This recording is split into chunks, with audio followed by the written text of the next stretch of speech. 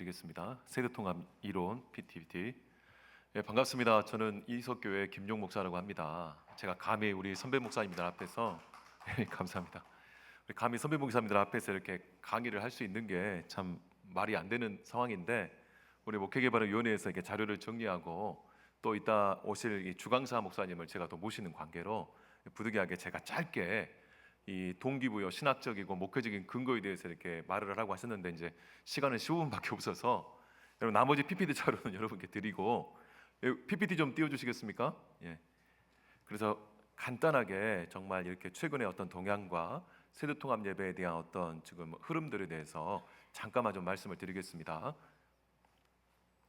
2014년에 예장통합 측에서 총회 정책 협의회 보고서가 나옵니다. 그때 예장통합 측 교회에서 8,383개 교회가 응답을 했는데요. 2014년 통계로 중고등부 없는 교회가 48%, 그리고 유초등부 없는 교회가 45%, 유치부 없는 교회가 51%, 영유아부 없는 교회가 97%, 그리고 이 상태로 가면 2030년에 주일학교 전체 90%가 사라질 것이라고 하는 이 구체적인 이렇게 통계 지표로, 여러분 최근에 이 목회 데이터 연구소가 만들어져서 이 통계 지표가 만들어졌지만 2014년에요. 바로 처음으로 이렇게 정확한 통계 자료가 이 교육에 유포가 되면서 정말 심각하다라고 하면서 이렇게 언론들이 다루기 시작하고 여러 일들이 좀 일어나기 시작합니다. 그러면서 도대체 이렇게 교회 학교 부서가 사라지는 이유가 무엇이냐에 대한 많은 이런 학자적이고 목회적인 연구들이 진행이 되는데요. 넘겨주시겠습니까? 그런 가운데 이제 우리 한국 기독교 교육 제도의 변화에 대해서 한번 살펴보자라는 내용이 나옵니다. 그 다음 넘겨주십시오. 보시면 초기부터 1970년대까지는요, 소위 말하는 예수 천당 불신 지옥이라고 해서 우리 목사님들이 그렇게 얘기하시죠. 깃발만 십자가만 꽂아 놓으면 부흥이 되던 시대였다. 그래서 이때의 목표는 how to reach, 어떻게 하면 사람들을 더 많이 만나고 어떻게 하면 사람들에게 복음을 더 많이 전할까 해가지고 양적 성장의 시대를 경험합니다. 그러다가 이제 1980년대부터 1990년대까지 이제는 양적 성장을 넘어서서 너무 예수전당 불신 지옥으로 하면서 이렇게 수준들이 어떻게 보면 너무 저질인 거예요.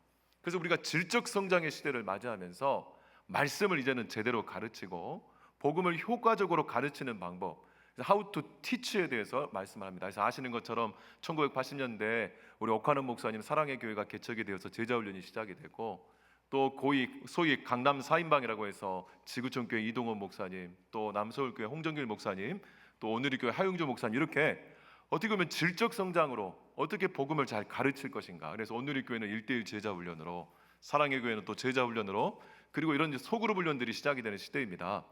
그러다가 이제 1990년에 80년대 후반부터 90년에 들어가면서 소위 말하는 양적 성장이 이제는 안 되기 시작합니다. 그러면서 바로 청소년기와 특별히 젊은 세대들이 이탈이 되기 시작하면서 이제는 어떻게 복음으로 이탈을 막을까, 붙잡을까라고 하면서 how to catch. 그래서 이제 대대적인 교단 차원에서 또 대형교회 차원에서 이 다음 세대 교육에 대한 질적인 투자들이 이루어지기 시작합니다.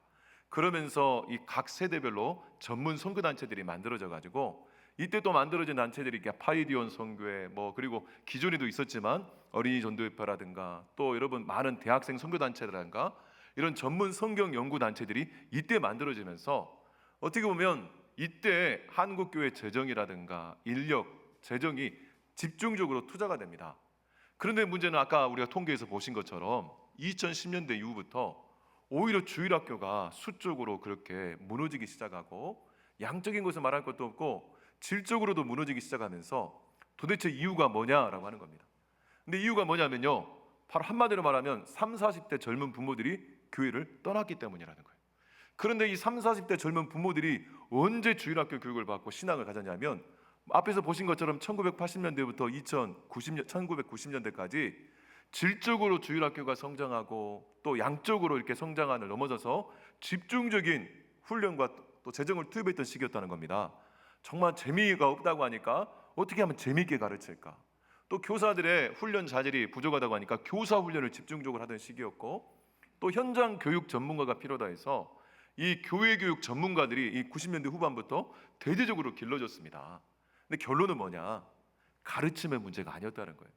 우리는 이 18세기 이후에 이 정말 이 지식 사조가 잘 가르치면 사람들이 변할 것이라고 생각하는데, 이 사람의 변화가요, 가르침의 문제만 있는 것이 아니라 마음의 문제이고 문화의 문제이고, 그래서 여러분 제임스 스미스라고 하는 분이 습관의 영성이다라고 하는데, 바로 우리가 이 문화적인 것 통해서 우리 몸에 밴 습관을 바꾸지 않으면 우리가 진정한 신앙의 전수가 이루어지지 않는다는 이런 문제들이 시작이 되면서 2010년대부터 How to Match, 이제는 어떻게 복음으로 이 사람들을 문화적으로 묶고 어떻게 문화적으로 매칭을 시킬 것인가, 그리고 진짜 다음 세대 신앙 전수에 정 본질적인 고민, 또 전환의 시대가 만들어지면서 2010년대부터 바로 세대 통합 예배가 이야기가 되기 시작합니다. 그래서 바로 이 장신대에서 이 교육연구소 박산진 목사님이라는 분이 그러면서 유바디 목회라고 해서 유니게로 대표되는 가정 교육과, 그리고 바울로 대표되는 신앙 교육, 그리고 디모데, 이런 식으로 가정과 연계한 가정 통합 목회 모델들이 막 연구가 되고, 이때부터 세대 통합 이야기가 됩니다. 그래서 파이디온 선교회 설립자였던 양승호 목사님도 2002년에 교회를 개척했는데, 세대로 교회를 개척했는데 2015년부터 이 세대 통합이 이 부분에서 고민을 하면서 이 세대 통합 예배로 전환하는 일이 일어나요. 파이돈 선교회 이렇게 또 김대진 목사님이라는 분은 거기에서도 이렇게 연구실장으로서 체계를 다 만드신 분인데, 이분도 하늘누리 교회라는 교회를 개척하고, 그리고 싱크 와이즈 연구소라고 해서 바로 이 세대 통합 예배에 대해서 이렇게 어떻게 보면 제일 이론적이고 또 행정적인 그런 준비들을 하면서 이렇게 이런 흐름들을 만들기 시작합니다. 그래서 지금 이 세대 통합 예배라든가 세대 통합 목회는 어떤 단순히 유행적이고 어떤 흐름적인 내용이 아니라 진짜 신앙 전수에 대한 본질적인 것이 무엇이냐, 이런 고민 가운데 지금 논의가 되고 지금 협의가 되고 있다는 것을 우리가 좀 잠깐 아셨으면 좋겠고요. 앞으로 넘어가셔서 앞장으로 한번 가주시겠습니까? 바로 교회의 본질은 무엇인가? 그렇다면 여러분, 진짜 교회 공동체의 본질은 무엇인가에 대한 사회학적이고 또 신학적이고 목회적인 내용들이 여러분 인터넷 찾아보면 너무나 자료가 많습니다. 그리고 우리가 지금 챗GPT 얘기했지 않습니까? 챗GPT에다가 교회의 본질, 세대통합 얘기를 왜 해야 되는가? 방금 여러분 질문을 넣으셔가지고 당신은 교회 최고의 현장 전문가이고 개혁주의 장로교회 최고의 신학자이며 그리고 이 도농 복합 지역의 지역교회 목회자입니다. 이렇게 여러분 인격을 설정하시고 여러분 한번 이번에 숙제를 한번 해보십시오. 그러면 통합 세대 통합 예배에 대한 본질, 자료, 현황, 그리고 미국의 동향, 유럽의 동향, 아시아의 동향 다 쫙 뽑아줍니다. 그래서 여러분 챗GPT로 한번 물어보시면 될 것 같고요. 제가 이제 간단하게 정리한 것은요, 사회학에서 이 공동체를, 조직을 두 개로 분류합니다. 하나는 1차 집단이고 하나는 2차 집단인데, 1차 집단은 뭐냐면 여러분 가족 공동체입니다. 그래서 관계 중심적이고요. 관계 중심적이다 보니까 사귐과 교제가 제일 중요해요. 그리고 여러분 사귐과 교제를 위해서 뭐가 필요하겠습니까? 소통이 필요하고, 소통이 잘 이루어지려면 개인의 성숙과 인격, 그리고 또한 이 여러분 사귐과 교제를 통해서 바로 존재들이 이렇게 성숙의 과정으로 나아가는 겁니다. 그래서 1차 집단의 중요한 방식은 효과적인 방식입니다. 효과적인 방식은 뭐냐면, 효과란 말은 뭔 말이냐면 본질에 합당하다라는 뜻을 갖고 있습니다. 근데 여러분 1차 집단을 넘어서 2차 집단들이 산업화 시대에 만들어지기 시작하는데, 2차 집단은 대표적으로 조직이나 회사를 말합니다. 그래서 이익 집단이에요. 그래서 여러분 목적이 바로 이익이기 때문에 이 사람들은 관계가 중요한 게 아니라 능력 중심이고 업적과 결과가 중요하고, 그래서 성숙과 소통보다는 거래와 보상이 중요합니다. 내가 이렇게 시간을 투자하고 이렇게 물질을 투자했으면 그에 합당한 어떤 보상들이 있어야 돼요. 그리고 어떻습니까? 효과적인 방식보다는 효율적인 방식이 중요해요. 제가 왜 이 말씀을 드리냐면, 앞서 이 신앙 전수에 실패한 이유, 우리가 기독교 교육에 실패한 이유가 무엇이냐? 오늘날 교회가 1차 집단에 속해 있는 존재여서 이 교회의 본질을 잃어버리고 우리가 2차 집단으로 넘어가 버렸다는 겁니다. 그래서 우리 목회자들부터 어떻습니까? 바로 이 교회를 조직화하고 제도화하고 시스템화해서 내가 없어도 잘 돌아가게 만들고, 그리고 이 관계나 사귐과 이 교제보다도 방법론적으로 프로그램적으로 당장의 성과가 나와서 내가 인정을 받고, 또 여러분 교인들도 목회자를 청빙할 때 어떻습니까? 당장의 성과를 낼 사람, 당장의 능력을 발휘할 수 있는 사람. 그래서 여러분 이 사람의 인격이나 이 사람의 어떤 본질적인 부분이 아니라 이 사람의 스펙이나 이 사람의 어떤 과거의 능력과 성취 업적을 평가하고 판단하는 것으로 목회자를 청빙하는 이런 트렌드와 이런 문화 자체가 어떻게 보면 교회의 본질적인 공동체의 본질을 잃어버리게 만들었다는 겁니다. 여러분, 교회가 부흥하고 성장하면서 일정 규모 이상으로 되면 당연히 조직화해야죠. 여러분 잘 아시는 것처럼 모세가 바로 이 장인 이두로의 조직을 권면을 받아서 이렇게 조직화하는 부분이 있지 않습니까? 근데 문제는 뭐냐? 오늘날 이 교회의 제도화와 조직화가 이 주객이 전도되어 버렸다는 거예요. 그래서 교회를 위한 제도가 아니라 이제는 제도 때문에 교회가 유지되는 현실. 그래서 여러분, 목회자들도요, 청빙을 받아고 제가 아는 목사님도 가자마자 여러분 이 컨설팅 전문가를 불러가지고 교회의 구조와 제도가 합리적으로 잘 인용되고 있는지 그런 것들을 점검하고 그런 것들을 여론조사하고 이런 식으로 이 제도가 건강하고 합리적으로 돌아가도록 그렇게 만들더라라고 하는 겁니다. 근데 우리가 알아야 할 것은요, 이렇게 2차 집단으로 교회가 넘어가게 되면 성도들도 이렇게 본다는 거예요. 무슨 말입니까? 성도들도 교회를 선택하고 또 교회 신앙생활을 할 때 바로 이렇게 업적과 결과를 중시하게 되고 자기들이 원하는 결과가 나타나고 자기들이 원하는 보상이 안 돌아오면 얼마든지 여러분 이 교회를 갈아치울 수 있고요, 바꿀 수 있다는 거예요. 근데 여러분, 우리가 꿈꾸는 교회의 본질과 공동체성은 뭐냐면 이런 거래와 결과와 보상이 아니라 한 가족입니다. 가족은 뭡니까? 그 연약하고 부족하고 어려워도 노인부터 아이들이 이렇게까지 모든 세대가 함께하고 능력이 있는 사람이나 능력이 없는 사람이 같이 공존하면서 서로를 배려하고 서로를 용납하고 심지어 죄를 지은 사람도 용서하면서 이런 1차 집단의 공동체성이 여러분 초대교회 보시면 이방인과 유대인들의 그 벽을 허물어 버렸고, 그리고 어떻습니까? 바로 원수와 정말 이렇게 원수와도 사랑할 만한 이런 1차 집단의 공동체성이 그 시대를 넘어가게 만들고 한계를 뛰어넘게 만들었는데, 우리가 당장의 업적이나 성과를 위해서 2차 집단을 하는 순간 이제 오늘날 성도들이 어떻게 생각하냐면요, 세상 사람들이 어떻게 생각하냐면 바로 전도, 우리가 정말 이 지역사를 위해 전도하고 선교한다고 하지만 그것을 뭐로 하냐면 바로 교인 수를 늘리기 위해 회원 가입을 위해 영업활동을 하고 홍보활동을 한다, 이렇게 생각한다는 겁니다. 그래서 1차 집단의 전도와 선교는요, 우리의 가족을 정말 낳는 건데 2차 집단의 십자가로 보면 어떻습니까? 영업을 하고 장사를 하고, 영업과 장사가 중요하니까 목을 찾고, 그리고 정말 이렇게 여러분 주민을 부수해야 되고 어디 자리에 들어가서 있잖아 여러분 상권이 형성되는 것처럼, 그렇게 2차 집단의 이런 방식과 이런 방법들이 오늘날 이 교회의 공동체성을 잃어버리고 그리고 이렇게 신앙 전수가 힘들게 만들어버렸다라고 하는 겁니다. 넘겨주시겠습니까? 그래서 이제 이 세대통합 예배에 대한 그 다음 장면을 주십시오. 세대통합 예배에 대한 어떤 성경적인 근거들이 여러분 성경 채찍빛으로 물어보시면 한 20개 이상의 구절이 나옵니다. 근데 그 중에 신명기 6장 4절부터 바로 신명기 6장 9절까지 말씀, 여러분 D3라고 해서 D6라고 해서 바로 세대통합 이 선교단체 중에 하나가 또 만들어져 가지고 이제 영미권에서 좀 중요한 단체가 됐는데요. 여기 보시면 바로 신명기 6장 4절로 5절에 보시면 우리 하나님 나라 백성의 삶의 목표, 우리의 목표에 대해서 나옵니다. 보면 이스라엘아 들으라, 우리 하나님 여호와는 오직 유일한 여호와시니 너는 마음을 다하고 뜻을 다하고 힘을 다하여 내 하나님 여호와를 사랑하라. 목표는 두 개라는 겁니다. 하나는 하나님을 알아가게 하는 것이고 그리고 하나님을 사랑하게 만드는 것인데, 이 알과 이 사랑이 함께 공존하는 지식적인 알미 아니라 관계적이고 존재론적으로 알아가면서 사랑을 느끼고 누리는, 이게 우리의 목회의 목표이고 우리 성도들의 신앙생활의 목표라는 거예요. 그래서 4절부터 5절까지는 목표라고 하면 남겨주십시오. 6절부터 9절까지는요 바로 그 방식에 대해서 말씀하고 있습니다. 여러분 보시면 첫 번째는 이 말씀을 너는 마음에 새기고 라고 했습니다. 여기 너는 누구냐면 부모를 말합니다. 목회자를 말해요.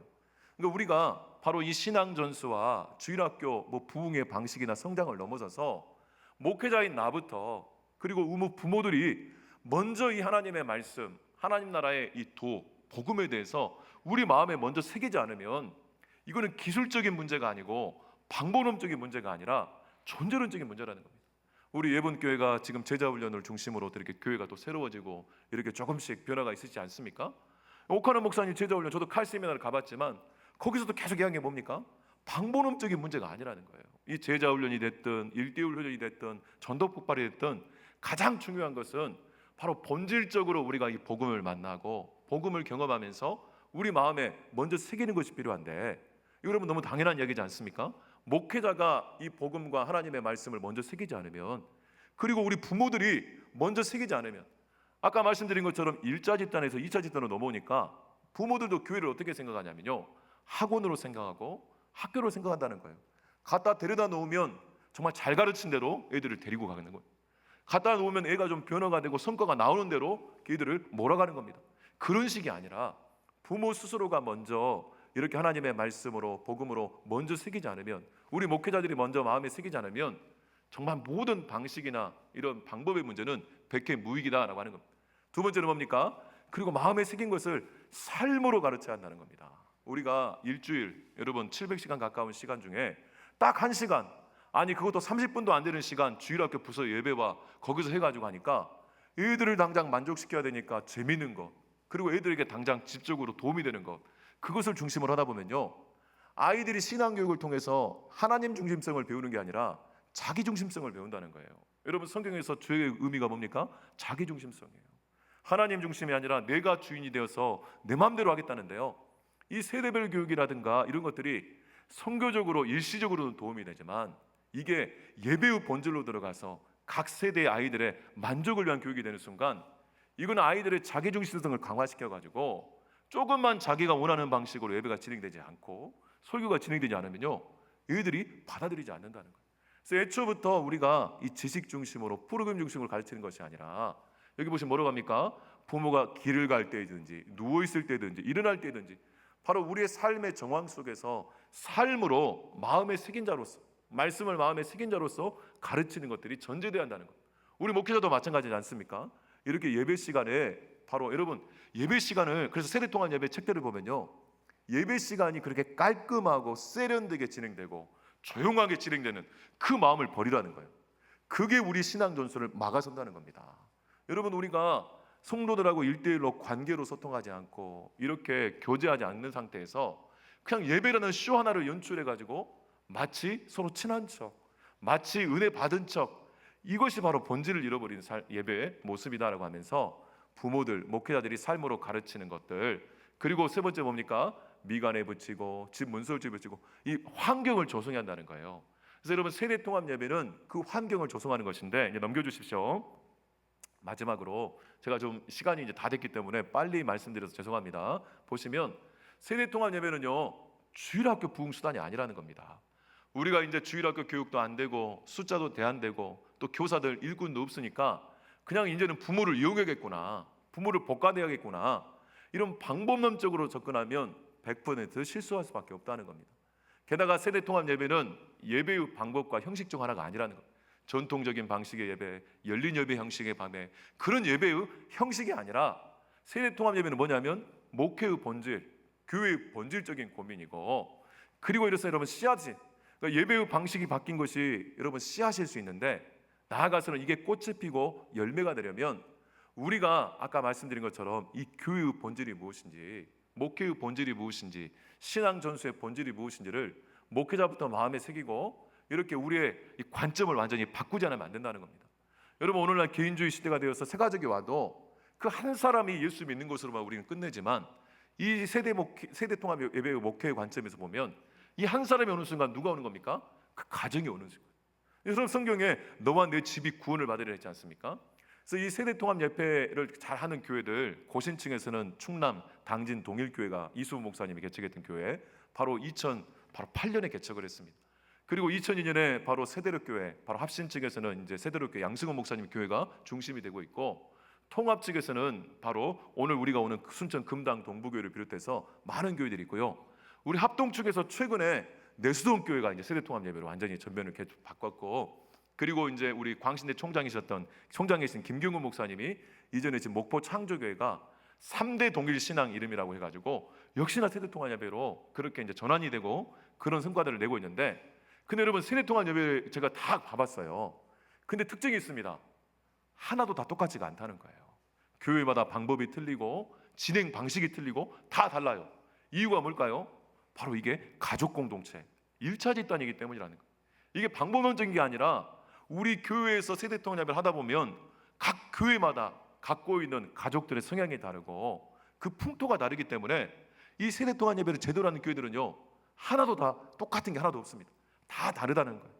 그건 뭡니까? 계속해서 그 안에서 존재론적인 고민을 하고 본질적인 고민을 하면서 공동체 전체가 함께 이것을 만들어가고 우리의 수준에 맞게끔, 우리의 현실에 맞게끔 그렇게 고민한다는 겁니다. 그래서 여러분 칼빈 목사님이 그런 얘기를 합니다. 기독교 강령에서 목회는 통시적이면서 동시적이다. 무슨 말이냐? 영원불변한 이 복음의 가치를 가지고 계속적으로 통시적인 시간이 필요하지만 그 시대에 맞는 동시적인 어떤 사람들의 필요를 끌어안을 수 있는 게 필요한데, 넘겨주시겠습니까? 마지막으로 세대 통합에는요, 말 그대로 그 교회의 수준에 맞고 또 구성원들이 준비되는 만큼 계속해서 바뀌어간다는 겁니다. 여러분, 제가 이렇게 2년 전 2022년 5월에 이렇게 코로나가 풀리기 시작하면서 세대 통합 예배로 전환을 해가지고 이제 지난달까지 해가지고 딱 2년을 했습니다. 근데 저희 교회는 바로 세대 통합 예배를 제가 준비해서 한 게 아니라 제가 교회를 부임해봤더니요, 주일학교 파트와 당회와 교회 중심부 파트가 갈등이 너무 심해가지고, 그래서 주일학교에서 예배를 드리고 교사들이 본예배에 참여를 안 하는 거예요. 제가 보니까 너무 황당한 거죠. 그래가지고 가봤더니 또 저희 교회는요, 저희 집에 3명, 저희 아이들 3명 빼놓고는 나머지 주일학교 애들이 다 부모님이 교회를 안 다니는 아이들이에요. 그리고 또한 그 주일학교 아이들이 다 조선과정 아이들이고 다문화과정 아이들이고, 그래서 어떻게 보면 신앙의 기초라든가 그런 방식이 전혀 없는 아이들입니다. 그러니까 여러분, 우리 이제 저희 교회가 이제 지역 아동센터가 있어서 거기에 한 40명의 아이들이 조선과정, 다문화과정 이렇게 불우한 아이들이 많고 완주군에서 제일 큰 아이들인데, 제가 보니까 40명 아이들 중에서요, 우리 교회 출석한 애는 단 한 명도 없는 거예요.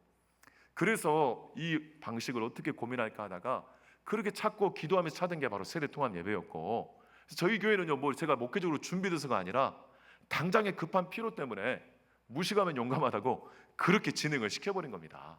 근데 감사하게도 정말 이렇게 좀 힘든 것들도 있었고 갈등도 있었지만 지금은요, 이제 교사 그룹이 다 들어왔어요. 들어와가지고 같이 예배를 드리고, 그리고 토요일마다 저하고 집사람하고 이제 교회 세수식반을 운영하면서 이렇게 우리 아동센터 아이들이 이제 한 20명 정도가 이제 우리 교회를 출석하는데, 여러분 한번 생각해 보십시오. 신앙의 기초가 하나도 없는 아이들이 교회 와가지고 예배 중에요, 둘이 싸워가지고 막 욕을 하는 거, 쌍욕을 하는 거예요. 그러니까 막 혀를 차고 선생님 별일이 다 있었습니다. 근데 놀라운 것은요, 이제 이따가 좀 이따 오시면 금창 이제 순천 금당 동부교회 목사님이 말씀해 주시겠지만 아이들이요, 적응 속도가 어른들보다 더 빠르다는 겁니다. 그리고 두 번째는 아이들이 우리 교회에 들어와서 같이 예배를 드리니까 어른들이 예배 태도가 바뀌는 거예요. 한 절반 이상이 주무셨는데 바뀌어요. 안 주무세요. 그리고 이제 정말 이렇게 여러분 소소한 변화들이 있는데, 근데 이런 변화들은요, 당장의 성과가 나오는 게 아니라 본질적인 것이기 때문에, 그리고 이게 정말 하나님의 바른 방향이기 때문에, 그래서 세대 통합 예배 하시는 모든 분들이 다 하는 말씀이 교회 성장은 하나님께서 하시는 것이지 목회자가, 우리 교사들이, 우리 성도들이 방법을 배우고 우리가 열심히 하면 바로 된다. 이게 인본주의 생각입니다. 우리가 하는 것은 그냥 말씀을 따라서 하나님이 명령하시니까 이게 본질이니까 순종한 마음으로 하다 보면 생각지도 못한 상황 속에서 바로 이렇게 하나님께서 역사하셔가지고 여러분 이 예배 공동체 안에서 성령의 기름 부으심 가운데, 그래서 저요 교회 온 지 한 달도 안 됐는데 집안이 정말 불우해요. 6학년 친구인데 걔가 예배 중에 환상을 본 거예요. 주님이 이렇게 흰 옷을 입고 왔다 갔다 하시는 것을 얘가 봐버린 거예요. 그리고 걔가 막 전도하기 시작하는 거예요. 여러분 어떻게 보면 우리 뭐 인간적으로 이렇게 전도 훈련을 시키고 그런 게 아니라 교회 공동체 안에서 우리가 말씀을 순종하면서 성령의 기름 부으신 가운데 한 공동체가 될 때 진짜 우리가 가족이 되면서 각자에게만 성령의 역사, 각자에게만 하나님의 은혜를 우리가 고백하고 나누는 것, 이것이 바로 세대 통합 예배의 어떤 방향성이라고 할 수 있습니다. 긴 시간 말씀드려서 죄송하고 우리 이 시간 마치겠습니다. 우리 10분 쉬셨다가 우리 이제 강사 목사님 오시면 강사 목사님 뒤에 오셨는데요. 우리 25분 쉬셨다가 우리 바로 이 세대 통합 예배 우리 사례에 대해서 우리 또 말씀 듣도록 하겠습니다. 감사합니다.